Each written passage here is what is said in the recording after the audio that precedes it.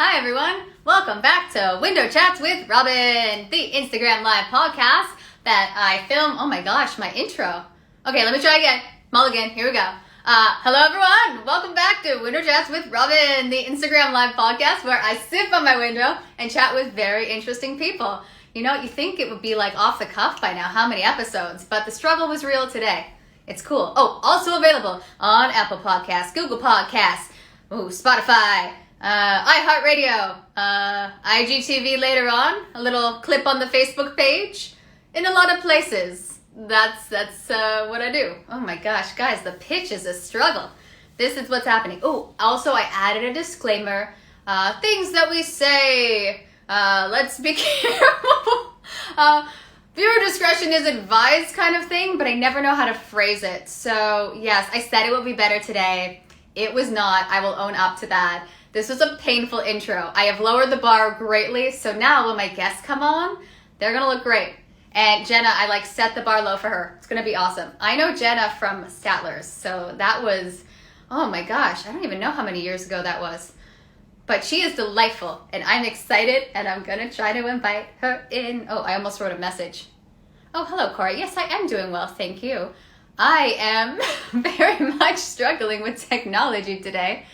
Why doesn't it want to work? There we go. Okay. Let's see if it will work. I like to just talk about what I'm doing. I'm clicking buttons now. That's what's happening. Oh, here we go. Okay, sending request. Jenna, I hope it works. Sent it out. You never know. I also hope you didn't catch that intro because, hi. Hello. How are you doing? I like the cameo in the back. Hello, sir. He waved. He was trying. Amazing. Whatever. How are you doing? Oh my gosh, thanks for doing this. Oh, thanks for having me. Just coming at you from my cabin in the woods out here. I was just wondering, I'm like, this is a really cool rustic looking place. Where is this in Toronto? Okay, it's not. Yeah, it just stormed, so you're probably either gonna hear rain. Is this like a humble brag? You're gonna hear rain or all of the tropical bird style sounds. So it's one or the other. I like it. Mm-hmm. That's awesome. I was going to ask, again, I'm trying to remember. Okay, I'm not going to ask for a specific location because next thing you know, 100 people are flocking to your cottage. But that's so fun. Here, yeah, check it out. I'll take you on a spin. Oh, I love this. I felt like I was going to say we. Oh, this is so nice. Look at that. Oh my gosh, trees. Yeah, have you seen nature? Them? Have you seen trees lately in the GTA? I like the cement. It's really smell the fresh cement. It's lovely. That's all. Are you there for the whole weekend? That's nice. Oh no, we live here. What? I live here. Yeah. Oh my God, that's so cool. Oh, it has been a while then. Okay. I did not know that. Yeah. So we were living in Toronto on Queen Street. And when the P word started getting intense, we really quickly scooted off, with literally no notice. It was a Saturday, and we were like, should we go to Manitoba to see your parents, my partner's parents? And we left at 7 a.m. Monday and just hopped in the car. I had literally 3 outfits, mostly sweatpants. Had no idea how long we were going to be gone. And then that's when shit hit the fan with the COVID crisis. And we were halfway there when Ontario went into lockdown, and we were like, oh, we're in a hotel in Thunder Bay. And so we got to Manitoba, moved in with Jordan's parents, stayed away from them in the house for 2 weeks and ate in the basement and that. And then we ended up just not leaving. And we had literally a Queen Street apartment just sitting there empty, with my friend taking care of my plants. I'd asked my girlfriend to take care of my plants for a couple weeks. It cut to 5 months later. And then so eventually we were like, we should probably go deal with that and make some decisions about our life. So we did. And we bought this cabin on the water in Manitoba and got an apartment in the Niagara region. And now we live between those two places and cut Toronto out of the equation. I love how you could get 2 places for the price of 1 place in Toronto. That is what I'm taking away from this story. Honestly, I mean it. I mean it. I don't doubt it. I know. I keep saying I'm going to move, and then I look at prices and I go, maybe I'll just die and rent forever. Just kind of die, not physically die, but like die where we are, like that. Oh God, that was bad. But yeah, that's not what I'm trying to say. Yeah, I mean, it's no secret that Toronto prices are insane. And before things changed, I never saw myself leaving. I was there for 10 years, but now I'm not acting anymore. I don't need to be there. Most of my clients are international. Like a lot of them are in the States. And so here we are. See, I find that so interesting because I still thought, I don't know, I always see you as a performer. That's how I know you. I met you at Statler's. You were hosting, you were singing. I saw you in that Songbuster thing, your improv and musicals. I just know you as a performer. So how did you just decide to stop? Yeah, it wasn't easy. It definitely wasn't easy. I just definitely cried. But so this career in social media, managing social media, marketing, like it's not really as like just about influencers, Instagram and like that sort of thing. It's really marketing that I'm passionate about and the like psychology behind it and all of that, copywriting, all of those things. It found me and I resisted it for so long. Like literally one of my first jobs was doing the social media for a yoga studio that I was doing an energy exchange at. And I was just there Sunday mornings working the desk so that I could get free classes that I never went to. And the owner was like, Jenna, you seem to know a lot about Instagram. Will you take over our Instagram? And I was like, no, that's not something that I do. And then he asked again and again. And then one day and I was just like, I'm an actor. I also bartend.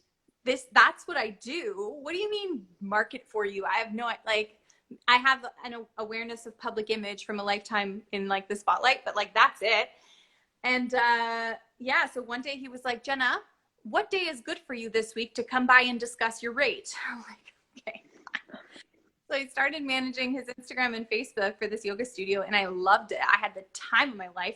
I was like dragging photo equipment across the city, getting yogi influencers to come by and giving them free photo shoots in exchange for shout outs and running like contests to win passes. And like, I was having the best time. And then I started doing this social media for the bar I was working at. And then people started sending me referrals. And then it just kind of blew up from there. And it got to the point where it was like, as an actor, I'm fighting every day. And I've done everything that you can name to like make it in that career, like make your own work, go to this class, send these letters, go to LA, like name the thing. I did the thing.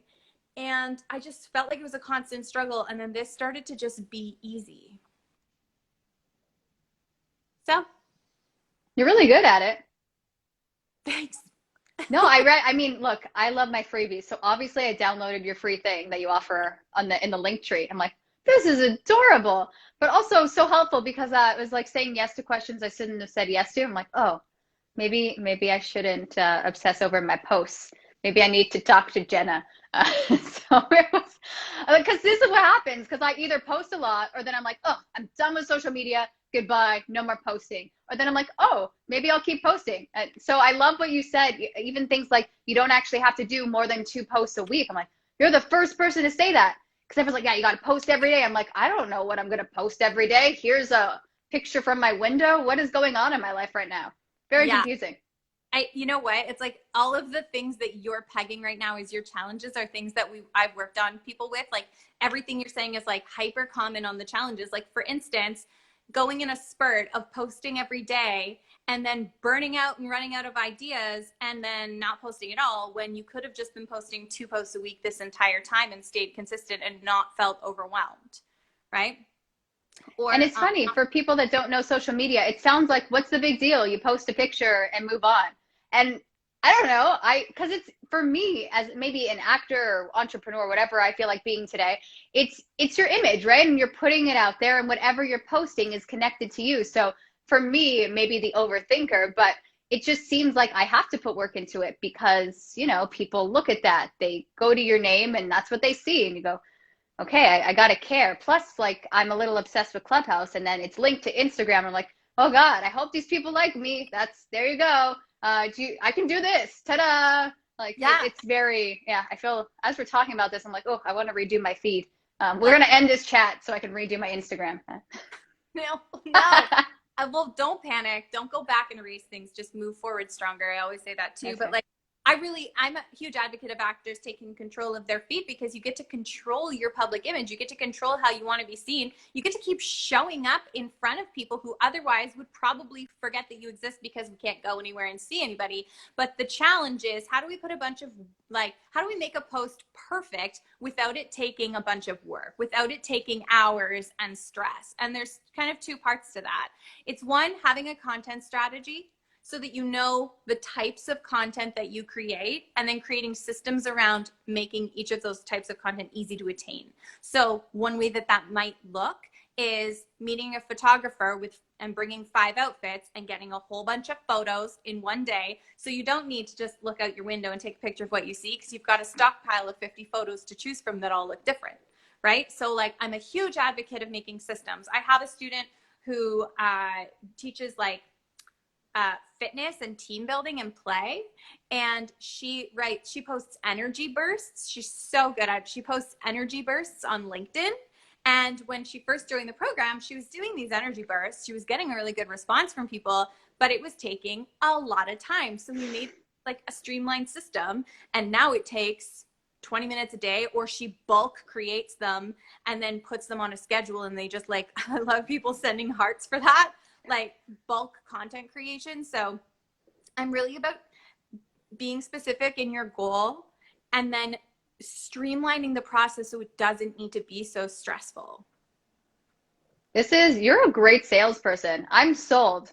So I'm like, but I also, it's so hard for me because there's so much value in social media and putting yourself out there. But then there's also the cheap side of me that goes, maybe I should just keep stressing and then kind of figure it out. So I don't know. I'm in like a weird boat. We'll talk after. It's not better because you stressed about it, right? And the other thing is, the shit's gonna disappear. Like, we're on live right now. There's 5 people watching live. You're gonna post this after. A few hundred people are gonna see it over the next 2 or 3 days. And then not everyone knew only 5 people were watching, but now they all know. No, now it's 6.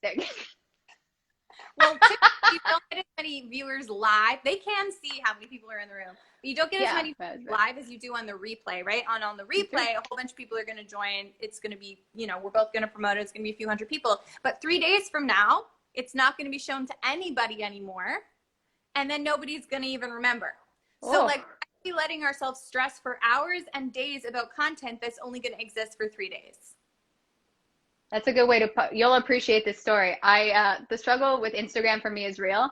I never use it correctly. It's actually hilarious at this point because I'm still doing these lives. I'm like, oh, cool.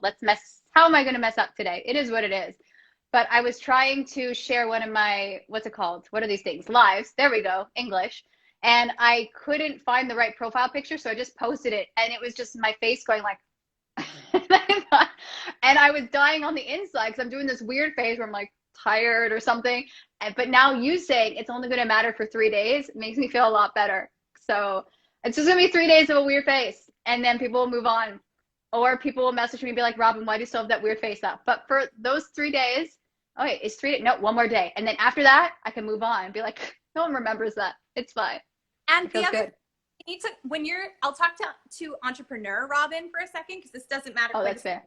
actors, but like, you need to constantly repeat your offer and your value and like how to contact you, because people aren't listening. Like, not only is this living only for 3 days, if you're lucky, reels live longer, but they also, people that read it aren't remembering it. People that see it aren't reading it. People like, so we need to constantly be showing up, telling people like about your offer, why it matters, why it's going to change their life, and then repeatedly saying, click the link in my bio to download your free Instagram mastery manual. Oh, yeah, guys, you should do it.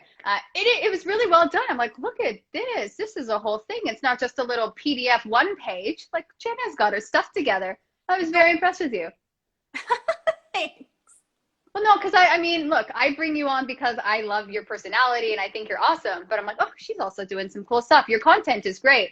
And it's funny you mentioned reels, because I just saw you post something regarding why you should make reels. And it motivated me to start making more reels. So you know what? Actually, are have another download, and it's at the link in my bio as well, that shows you how to edit them. It's like a video, and I gave it to my students because they were all stressing about reels. And I shared my screen and showed you like how to edit it, and then also peppered in a bunch of information on like thinking of ideas and stuff like that. So you can get that for free too. See, the freebies are appreciated. Thank you. They are. I love my freebies. I'm like, I'm just gonna take little nuggets. But you know what's really hard as an actor? It's like, what is my offer? I don't know. I'm putting my resume on my page, so you'll hire me. That's what I feel like at this point, right? It's hard. Yeah, I think that one way to look at it as an actor that makes you feel maybe a little bit more empowered is like not to think as much about like, yes, casting directors, just like you quoted me recently with my interview with Sarah Shep on where she told us, casting director at Man Casting, told us that she does look at actors' Facebook and Instagram to find out if a guy no longer has a beard or if somebody has a sleeve of tattoos.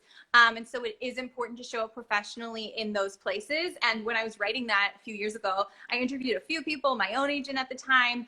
And it's true, like it is important to show up professionally and whatnot on social media. But anyway, to remove some of that stress, think about the other elements of your career that you have a little bit more control over. Instead of like producers and casting directors seeing you, what are the other things that you're working on that are going to get you closer to that goal? So for instance, somebody in the program last time, she was feeling this, like, who am I even talking to on here? And so we had her make a couple smaller goals. That's not like get a series lead, but like be asked to collaborate with someone in this performance niche. It was like related to the circus. It was things like create more collaborative live streams with people. Like steps you're taking that get your face on camera, get you in front of people, expand your network, keep like working those skills that you've got, you know? And because those are goals that when you put them out there, shit starts coming back to you. Like, write a musical. You put that on social media, like chances are people are going to say, oh, you know, I do know a composer. Have you talked to this person to team up with? So think the big goals, but also think about the little moves that you can be making just by putting it out to your network that that's what you want. I'm just absorbing everything. I'm like, everything you're saying makes sense. I really wish I would have spoken to you before the pandemic when I started delving more into Instagram, where I'm like, oh yes, I have nothing else to do. Let's figure out the gram. That's well, and like I love doing things like this. And I've guested on a lot of podcasts in like different niches. Like I've taught social media for estheticians, social media for prenatal fitness coaches, social media for women illustrators. Like I've like delved into niche communities and created content specifically for them and shown up. And then what happens is they end up in my program, right? And I get seen by hundreds of people, so dozens of people can then purchase from me. Great. You help the wide, and then some people are going to come back into my sales funnel. Like, full disclosure, it's not a secret. That's how it works. So when I'm looking for, like, if I haven't been guesting on anything lately, I'll literally go on Instagram and say, do you know that I do podcasts? Do you have a podcast? I'd love to guest on your podcast. And you know what happens? People ask me to come guest on their podcast. Like, it's that simple sometimes of just putting your goal out there and saying it loud. You also have a guide to the zombie apocalypse. Yeah, that's true too. I have a guide to Instagram and also a guide to the zombie apocalypse. That's a throwback. Who is that, Cish? That's Chris. Oh, hey, Chris. I can tell by the little headshot. I can't see that small. That's okay. I got the contacts in. That's I actually can't really read, but I can always see the headshot. I'm like, yeah, I know that guy. Okay. But it's so, I don't know, as you're saying this, it doesn't even sound like a sale. You're giving people a lot of value. And I think I really admire that you're able to say, okay, this is the value that I bring. And you're able to put like, oh, I don't know how to say this. You're able to monetize it. I think that's what I'm trying to get at. Because there's so many people that bring value, but are scared to say, you should pay me. Also, hi, Chris. I like that's all. I don't know. I went on a rant. On the spot.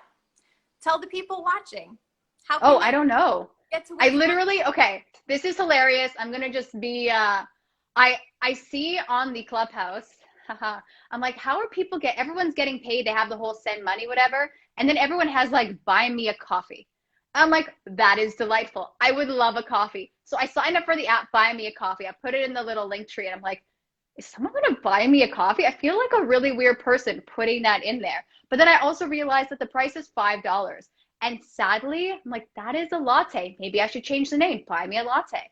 You know, but like $5, like that is the price of a coffee. Why am I paying that? And then I go down a whole rant of why is Toronto so expensive? And then it's really just a whole thing in my head. And then I go, oh yeah, focus.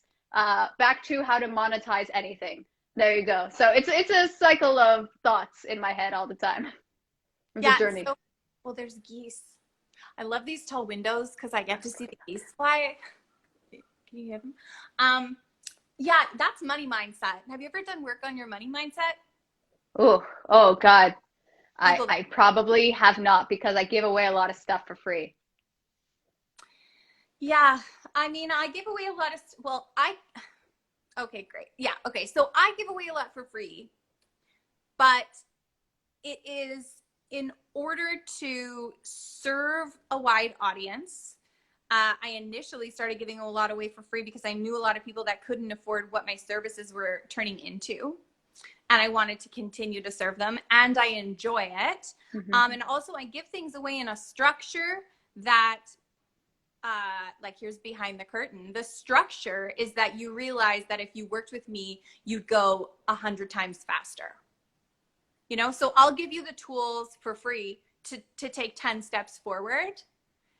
So that if you like my style and if those steps work for you, then we could work together and then you could become a marathon runner. Do you know what I mean? I do. I wonder how you go from giving them things for free and then transitioning, oh, hey, by the way, now I'm charging you. And I think that's an interesting conversation. Well, it's never, okay, by the way, I'm charging you. It's here's an opportunity to invest. Oh, that is genius.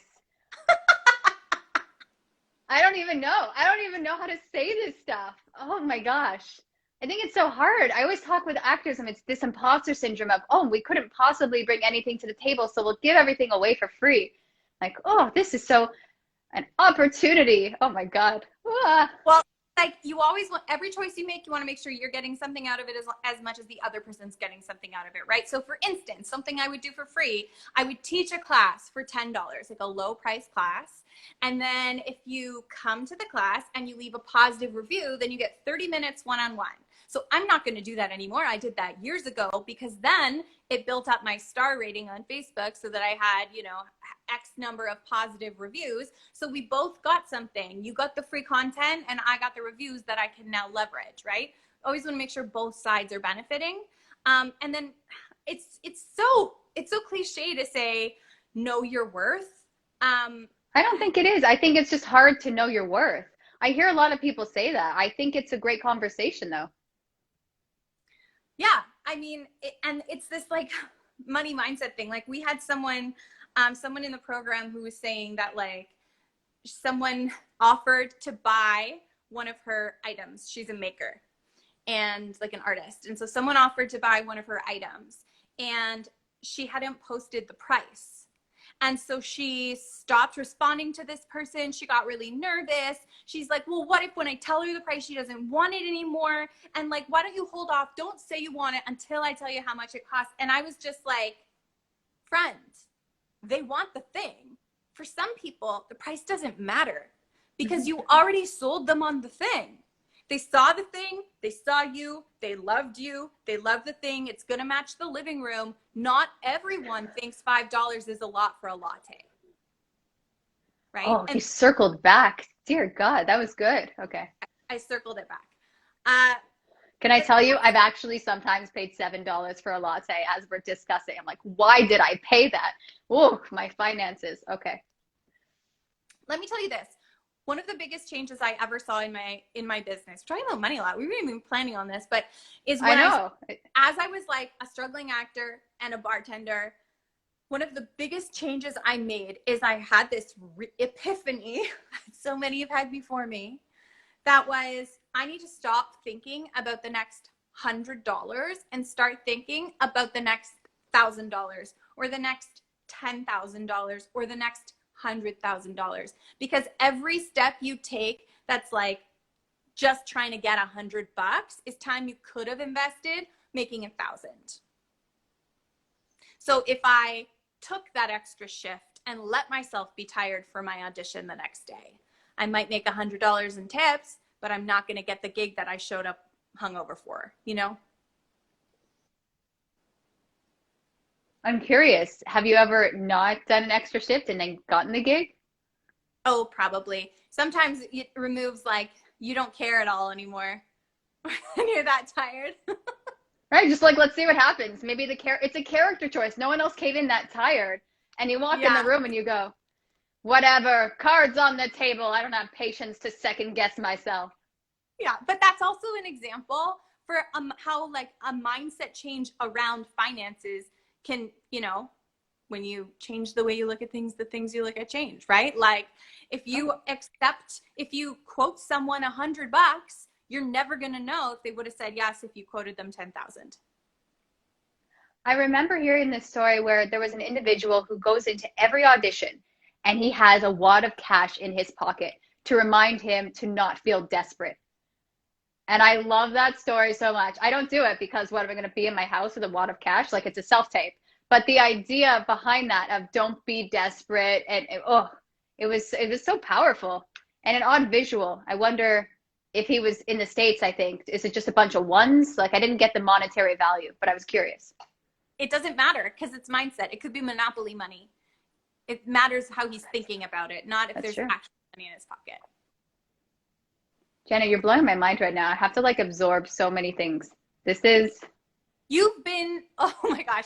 So I go live quite often, and for like a year I went live on Mondays, and I ask my followers to drop a coffee cup emoji if they're catching the stream live and a wine glass emoji if they're catching the replay. And I did it every week, and now I see Lacey's in here dropping a coffee cup emoji, but this is your live, not mine. that's okay. That was exciting. Cheers, Lacey. That's so fun. Jenna, you're so full of ideas. Dude, always get them to comment. So comment below if you are ready to take your money mindset seriously. It's all mindset. Like, I mean, I'm so into it right now because I've seen the changes that can come in your life and your business when you change the way that you look at things. And I mean, I'm just going to repeat that example I said. If you quote someone $100, you don't know if they would have said yes to 10,000. Ooh, it went up. I thought you said 1,000 last time. Now it's 10. Shit. Ooh. Not more. Like I wrote something the other day and I was like, when you use this system in my business that I teach you, you can be 10 times more effective. It was something like that. And my coach read it and she's like, why not? Why 10 times? Why not 100 times? Why not 1,000 times? I'm like, shit, you're right. 1,000 times more effective. 10,000. Sarge dropped a beer glass emoji. I like that. Cheers, Kev. Okay. I was holding nothing. That felt really authentic. Wait, okay, so question. Do you work on your social media and then other people's social media? Like, do you have a certain time during the day where you do your thing and then a certain time where you do other people's thing? Like, how does this work for you? And then you're growing your business? Like, I'm just fascinated by everything you do. Great question. So if you're doing your social media day by day, that's when you're going to hit overwhelm and stuckedness and frustration. One of the biggest keys and things that I teach my students is to batch create your content so that you're just managing your account throughout the week. So you're sitting down for 2 hours on Monday doing the week's worth of content, or in our case, you're sitting down and doing like maybe a month's worth of content. And each piece of content sort of hits a different bucket of your pieces of you that come together to form your public image. So anyway, in answer to your question, I've got a team now. Oh my, what? So That's I'm awesome. fast and loose with my own account because I like to like be spontaneous and play with reels and go live. And so I'll have like pillars that are scheduled and content that's going to roll out that I do in advance. And then I also do, Paige says, yes, you do, because Paige was my community manager for almost a year. And today was actually her last day because her business exploded and she can't do it anymore. Whoa. It's awesome. It's like a success story right now. Okay. I love that. And she took my program, and listen, Paige is brilliant. I refuse to not take some credit for her up-level marketing. But the business was just like destined to bloom. She's if you are a parent with a child in the GTHA and you want swimming lessons that are survival first focused, Shining Star Swim School is your team that you're looking for. But anyway, so we have retainer clients and my team manages them, and I'm like incredibly hands-on. I make some of the content still and develop their marketing strategies with them. And then I also teach small business owners how to manage their own Instagram in a marketing focused way. Paige says, lol, you should take all my social media credit. Thank you. I've never heard anyone say lol. I always say LOL, but I love the lol. I want to start using it. It's Saves faster. me some, yeah, it is. I know. You're more efficient. Just like, lol, whatever. Okay. Haha. Maybe I should laugh out loud without even saying it. Just go, haha, whatever. Okay, no, that's too much. Lol's better if you add the Z. They don't do raw. What was rotful? Rolling on the floor laughing? Rotful. But that's a side note. I was curious. Yeah, this is okay. So question. They have the content, but then do they also put, do they put the question, like their comments, what they're going to write, all the hashtags in like their notes section, and that's all written out? Or is this a program that they have to buy? Because I was having this discussion with my husband, like the amount of time it takes me to put in the notes because it has a space bar, and then I got to add the hashtags because I don't know why. But okay, now you're looking at me like, Robyn, what are you doing with social media? And I'm not worried. I feel judged. No, oh God. Okay. Yesterday, like somebody just asked me this yesterday. So you're asking, how do I recommend my students batch their content? Yeah, in terms of just the photo, or then the photo and the wording. Okay, so here's how we do it. I give them like a bunch of spreadsheets that they can like populate and have open. One of them is just ideas. So you're sitting at your desk, you come up with an idea, you can pop it in there. So you don't need to go and write that right away. You can just have the idea so that when it's time to focus, you have the ideas at hand to spur you. Because one of the things people will do is they'll say they want to write when they're feeling inspired, but my outlook on that, and I know I'm not alone, is I think it's actually who writes the scary stuff, Stephen King. Was it him that said, like, if you're a professional writer, you sit down and write, you don't just wait for inspiration, you just decide that it's time to work. So I'm a big advocate of that. When you sit down and it's time to write your content, you can refer to your idea spreadsheet and you refer to your strategy, but you're just ready to go. So technically, you can either, some people get stressed writing it right into like software, so you can use a Google Doc if you want. But I recommend everyone schedules their content on Later, which is a platform that like a whole bunch of photos and a calendar. So you just click the photo, drag it into the calendar, and write your caption. And then it'll either send you a notification when it's time to post it, or it'll just auto post it for you. And for hashtags, I have my students create a hashtag document that, and this is what we do for our clients too, that organizes your hashtags through themes. So if you know that you post about women entrepreneurs, you know you post about actors in Toronto, and you know you post about gelato, and these are three things that you post about all the time.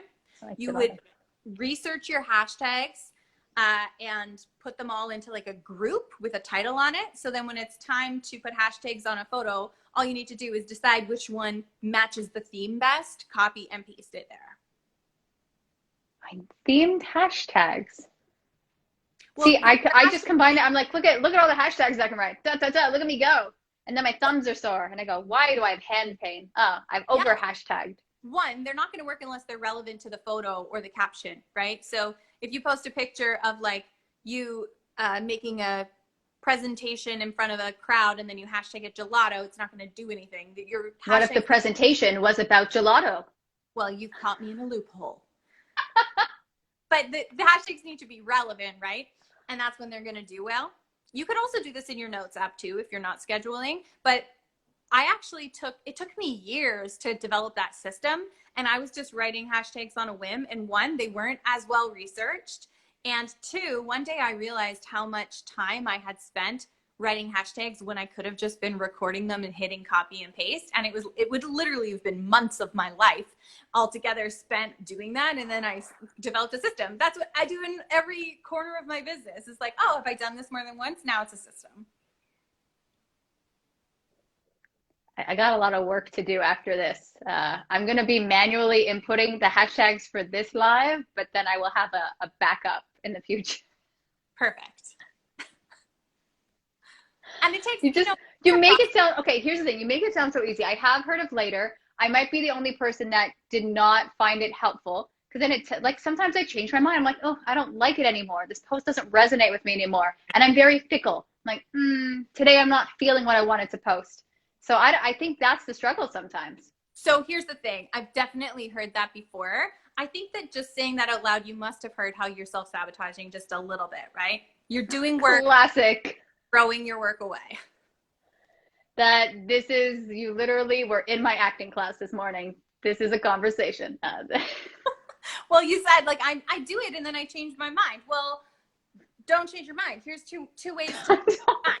One, have a strategy that you've decided on, which has like your content buckets, the things that you're going to post about, right? I'm going to post about my acting class. I'm going to post about my home yoga practice, and I'm going to post about my time with friends. So you have all of those things done so that you know that you're not going to eventually change your mind and say, oh, that one is actually too vulnerable, because you've decided how vulnerable you want to be. Right. And then the second thing is I see a student watching right now who I know is going to completely resonate with this, because she does the same thing where she'll make something and then she'll delete it. And I know lots of people that do this. Right. So it goes back to one, deciding not to care, remembering that like, if people don't see it, there's literally nothing wrong with that. And if people do see it, it's good. Right. What else was I going to say? You said you delete oh, okay. So the other thing is people that are, I'm guessing like you, who are really like heart-centered, you want to be authentic, and you feel something, you're like, this is resonating with me today, but it might not be resonating with me tomorrow. I hear that, and scheduling content can have like a bit of a struggle for people that think like that, right? Here's what I recommend to that scenario is schedule some and make some in the moment, because the trap for someone who is determined to be authentic is some days you're not going to feel good, and some weeks you're not going to feel good. And if you've pre-scheduled content, you don't need to fall off the face of the earth when you're, sorry, on my batteries. You're good. That's great. But it was full of some days you're not going to feel good. And if you've pre-scheduled content that you don't need to show up and lie, you can post what you felt authentic when you pre-scheduled it a week ago. And then you stay algorithmically, you stay in front of people. And it's not genuine to show up as like, looking confident when you're not feeling confident, because you don't owe shit to anyone. And if you ran into someone on the street on a day that you weren't feeling good, you wouldn't like pour your heart out, right? You would give them like a cordial response, like, yeah, I'm fine, it's nice to see you, right? That doesn't mean you're lying. It's how the world works. And you don't need to show up when you don't feel good if you don't want to. But algorithmically, if you've planned for it, and if you're looking at your presence as business marketing, then I think that you're responsible for making sure that your content stays consistent. I missed a caption here, or a comment. Scheduling my content. Yeah. Favor. Awesome. You're really, oh my God. I just feel like you found what you're supposed to be doing. I'm just so proud of you. I know I don't know you that well, but I've seen you perform, and I just love your energy. I'm like, you're just saying everything that's right. You have an answer for everything. And it's very helpful. No, these are like kind of all these misconceptions I have. Like, I was the person that if I hated something, I would delete it. And then I've gotten a little lecture like, no, you archive that. I'm like, oh, I didn't know that was a thing either. Yeah, exactly. Right. The whole Robyn. I'm like, yes, I'm guilty of the huge delete. I do that, but I no longer do that. I archive. But I also won't have to if I just kind of don't care. It's out there. Maybe it resonates, maybe it doesn't, but then we move on in 3 days. So there you go. Yeah. And I mean, another way that you can I'm giving you a lot of ways to look at it, but another way you can look at it is your content is serving people. So why would you take that away from them? Like, somebody, even if it's your mom, is going to look at that post and be like, oh, I'm glad Robyn's doing well. Meanwhile, Robyn deleted it because she's like having an existential crisis about this post, and your mom's like, oh, where'd Robyn's post go? She goes back to try and look at it. Like, your content is serving people, and don't take it away from them. Just let them keep it. And I know it's far easier said than done than to just let it go, which is why I try and add things in, like your content is only lasting 3 days anyway. But I think it's in like all of our personal wellness best interest to just not take it all so seriously, but to be professional about it. Mm-hmm.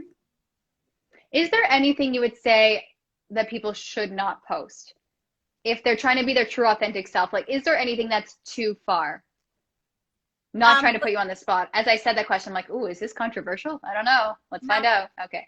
Nothing puts you on the spot. I literally just, like, my whole life is just talking about this shit. So one, my quick answer is don't say anything you're not prepared to defend or apologize for. If you say something and it turns out that it was wrong, be graceful. And sometimes your brand can come out on top. Usually your brand can come out on top by an apology. And especially when we're like being vocal right now about like causes that are important to us, chances are you're going to slip up, and that's part of the work. So don't say anything you're not afraid to, or don't say anything you won't defend or apologize. If you really do want to defend something you said, then you're just going to draw people closer to you who have that same opinion. Mm-hmm. So defend it or apologize. I have another one that was like a soundbite that I use all the time. You're recycling sound bites for me? How did... It's the answer. But I think it is helpful, right? Because I'm so scared to say anything sometimes, so I just don't post. And then it seems like I swear I support, but I don't want to go to a bad place. So it's a true fear of mine. I'm like, oh God, what do I do?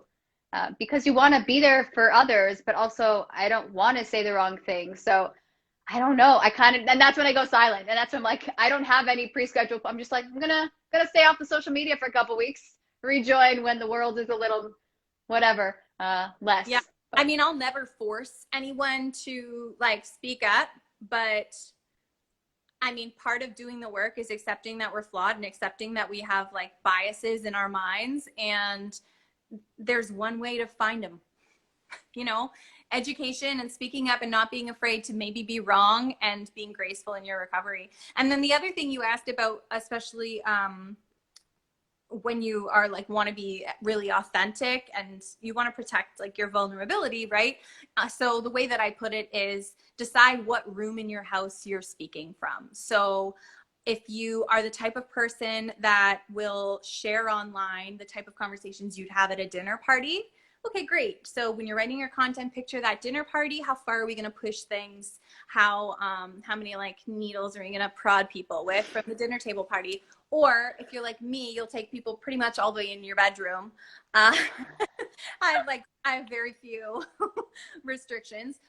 Or maybe you want to keep people just in front of your front door. You don't even want to let them in your house. Or maybe you want to meet them a few blocks away at a cafe down the street. And so just visualize, okay, where's my line? Where's my boundary? Where does what? Oh no, I hope her phone didn't die. I lost you for a bit. I'm like, where does what? And you cut out. And I'm like, oh no, did your phone die? Oh, you're here? Okay. No, but it will die soon. But I said, where does your vulnerability end? Like, where do you need to stand in order to protect yourself? Mm-hmm. Okay, so considering that your phone is about to die and I don't want it to be an awkward goodbye, Jenna, thank you for everything, for sharing your time and your knowledge. I have a lot to do, a lot of homework. Guys, go to Jenna's link in bio. She's got a lot of stuff there. And how else do I plug? You're better at promoting everyone. Okay. Did I promote you all right? Adequately? I'm gonna do the @sign, tag you at some hashtags. That's what's gonna happen. Get excited. But Jenna, I'm so excited I could reconnect with you. And I love where you're living right now. I like got to learn more about you in that sense. I'm like, I don't know why I didn't know that. Should have done more of a deep dive. That's on me. But No, it's not. And like, this is what I'm talking about. I've known people for years that don't even know that I have a business yet. You need to just keep repeating. You need to keep telling people what's going on with you. You need to repeat your offer. Okay, I'll be like, guys, for those of you who don't know, Jenna is no longer in Toronto. Let's see if anyone reads that. I'm going to post that. And then let's see. And then people will be like, wait, what do you mean? I thought you were still living on Queen Street. No. But That'll yeah, be fun for me. Ontario in the fall. Back to Ontario in the fall? Yeah. Oh, nice. That's also why I'm not really disclosing where this is. Oh, I love it. Some remote cabin. It could be anywhere. It makes them guess. Thank you so much for having me, Robyn. Yeah, this was great. All right. I got stuff to do. Follow Jenna. She's awesome. She's got a lot of knowledge. And have a good one. You too. Have a great weekend. Bye.